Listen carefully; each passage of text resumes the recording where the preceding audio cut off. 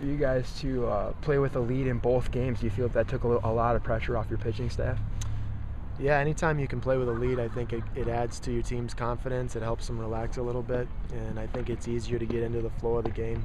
I think that our pitchers, too, it helps them get into a rhythm and flow when they know they don't have to make a perfect pitch every time. So, yeah, we didn't just get off to leads. I mean, we got out to pretty strong leads, and anytime you get up in conditions like this, when you're up 4 or 5 runs in the early part of the ball game, I think that it really allows your team to settle down.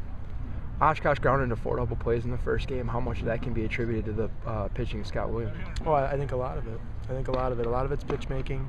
We knew that they were the type of team where if we could execute good pitches, where I think that they'd give us a few of those ground balls, and Scott did a good job of hitting his spots, and our guys behind him did a good job of turning it over. I thought that some of those double plays weren't as easy as our guys made them look, and we did a good job turning them over and getting 2 outs with 1 swing.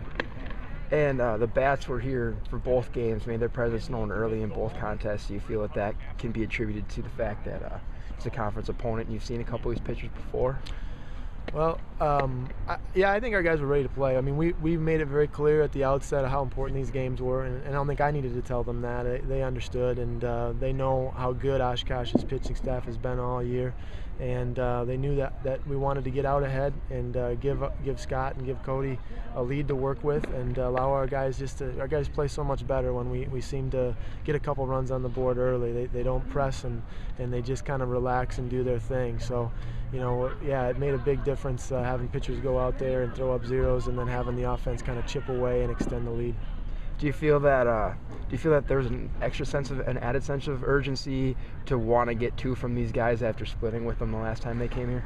Yeah, the loss was definitely left a bad taste in our mouths. I mean, we did not play well. We did not execute and knock runners in key spots, and I think it was a bad game for all of us, myself included, with the decisions that I made in that game. And so we were all ready to get back to this ball game and play well for 2 games here. We talked too about just making sure we didn't finish the trip off in Superior and we let them get a win.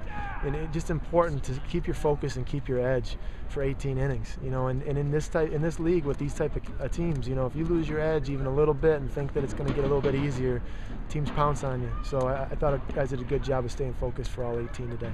The middle of your lineup was extremely hot in game 1. What was in their approach that you didn't really see with the other guys? Well, Justin Jerschley had a great day. I mean, I think he was a big difference in run production in both games. Had 2 home runs the second game. It's important that those guys are up at the top of the order for a reason. So it's important that they produce runs. And when they don't, sometimes, and the offense stalls a little bit, then other guys that are farther down the order start to press a little more too. So it's all a cyclical thing. And I thought that Justin made a few adjustments with his swing and timing this week. He works hard at his swing and his hitting approach, and it definitely paid off. He was locked in today for both games.